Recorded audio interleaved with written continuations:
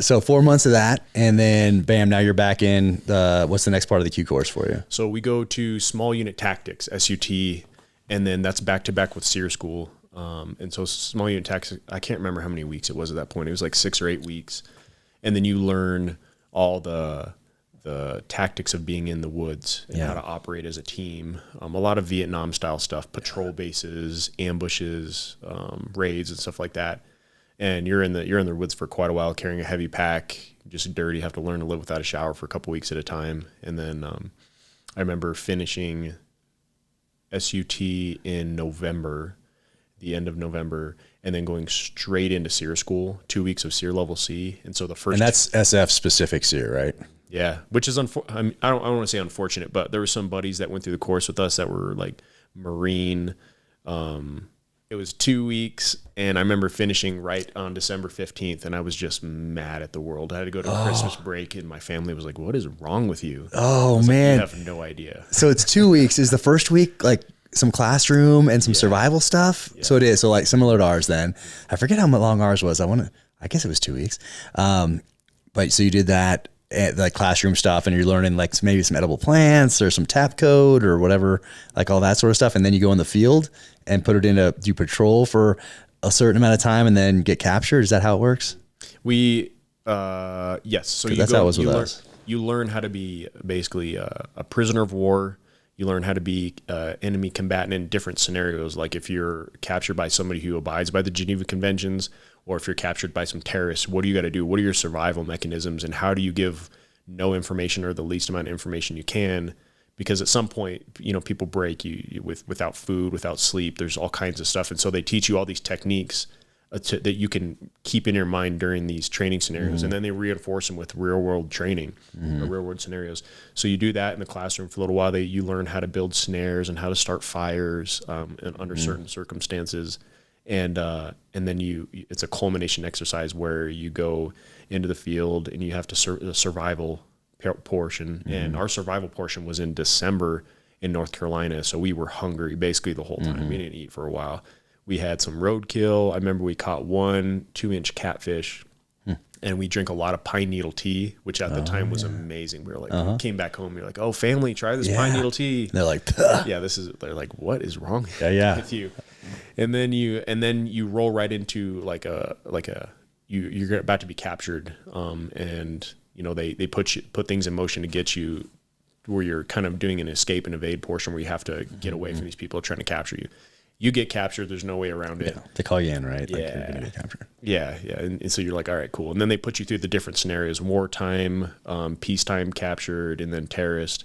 And then you get put into like a camp, and you have to use all the techniques that you were taught to stay alive, stay alert, and then give away no information. And so it's all, but you're cold. You have minimal clothing. You're not eating any food, and the scenarios were real. Like super, super real. And, they're talking that language. They have that the accents, like the smells. I remember like, if you didn't know you weren't in a prison camp, like there was nothing sensory wise that was telling you weren't in one. And this was probably one of the most realistic and hardest of any of the training that I went through. And there's this one point where it was a couple days into being captured and in a prison camp. And, like you said, they're all talking like a Slavic accent, so that's like the scenario. And if they came out of that, like for instance, like we had a guy that like almost lost his mind, and they had to come out of scenario to talk to him. Like he started like peeing in his boot and drinking it because he thought he was going to get dehydrated. So they were worried about his mental state, and I don't know whatever happened to that guy. But so they came out of scenario for him and pulled him aside. But there was one of the like 3 or 4 days in, the whole cadre came out of scenario and started talking to us. And by that time, you haven't had any food, you haven't slept hardly at all, and you're just kind of in this like almost hallucinogenic state. And so as soon as they came out of that accent, we're like, oh man, maybe the scenario's over. And there's all the rumors rolling around about how we're going to get rescued by, 3rd Special Forces Group. That's their training, and we didn't know when we were going to leave. And so the cadre gathered everybody together in a big group, like a formation, and they just started talking to us like a normal person. And I don't remember exactly what they said, but it kind of slowly led into politics. and a little bit. And so they pointed out some of our, like the officers in the class that were like captains and lieutenants. They say, hey, why don't you come up here and tell me a little bit about this? So, a couple captains came up and started talking about stuff. And I think from what I remember, they were saying some stuff that could be construed as negative towards the United States, because you're just in this crazy mental state. Yeah. And so then what they did is like, well, you know what about this flag, this American flag? So they brought up like a 10-foot flag, and they had the officers holding it in front of the formation. And they're like, and then there's all, patriotism in this country. It's like, it's amazing. And then they started playing that song, Proud to Be an American. And everybody in the crowd starts bawling. We're just crying. We're like, yes, we love America. We love our country and everything. And then they just turned the scenario back on. They started speaking in accents, and they just beat the shit out of us. Everybody got beat. They're like, but they're beating you, and they're telling you what you did wrong, what it could have been used for propaganda. Like it was all this stuff. And so like, it's a reinforcement. Right. It's a teaching moment. At the same time as getting your ass whooped. But at that point ruined that song for me. And I remember I was like, I want to kill all these guys. I was like, I'm going to stab them with an icicle, and then nobody's going to know, and I'm going to bury their, like I went through the full process in my mind. Like I was not normal. And then as soon as they ended the scenario, like when it officially ended, all the cadres out there passing out cigarettes and passing out food and trying to talk to you normal. And I was just like, nobody wanted to have it. So then when I went home on Christmas vacation, I was just like, really standoffish and like angry the whole time. But interesting. Yeah, that's what I'm saying. That was the most realistic training. I will never forget all the stuff they taught us. Oh yeah. Like if I ever got captured, I was like, I know what to do. Interesting. And it was hard, but well, it's cool that they taught you did wartime, peacetime, that sort of thing. Cause ours was really, so I was 98 when I went through, I think. And, it was all Vietnam style. Like it was all based off the Vietnam's type of scenario. And then later, a few years later, I think, before September 11th, though, I think it was like a test run of an advanced seer for like if you're working in Lebanon, get pulled off the street and like that kind of a scenario. So the sights and the smells were different. Everything was different. And they had like, like Middle Eastern type food that they had like in wherever the building that they eventually, when they captured you and put you in there. But it taught you how to deal with like if the CNN camera comes in, which they didn't really cover in the regular one that I went through in 98. So it's cool that they did, both of those types of scenarios for you, or different types of scenarios anyway. But did you live do you have like a concrete little box that you lived in? Mm-hmm. Yeah, same. And then that like little like Folgers can was your bathroom? Dude, we didn't have it. You didn't even have a can? We had a can in ours. There's a drain in the center of the little. Oh, we didn't have a drain though. I know that. Sloped just a touch, so you would. Oh, we didn't have that. That's interesting. They had ours was just I remember it being just a box and of cement, and there was one next to it. It was all like lined up like a kennel. Yeah, it was like a kennel, that's where I got the most with a cage, with a little cage in the front, so you can see out.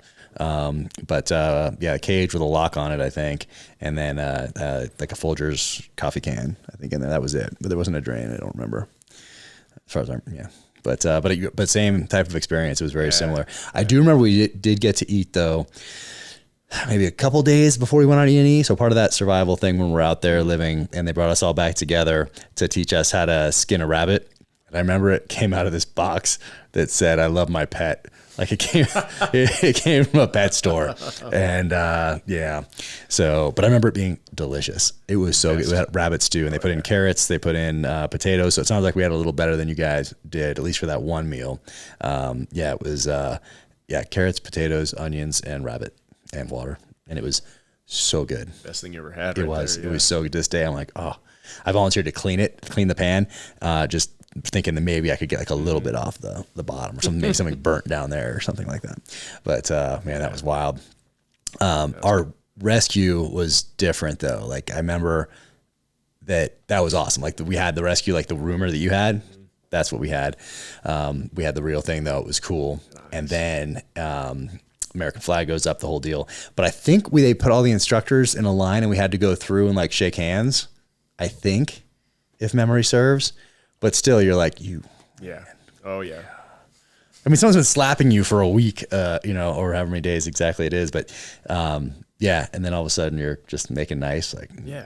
We had this dude, he was like, I felt like a tiny little insect compared to him. He had been 6'6" at least. His name was Chaos. Giant black guy, huge hands.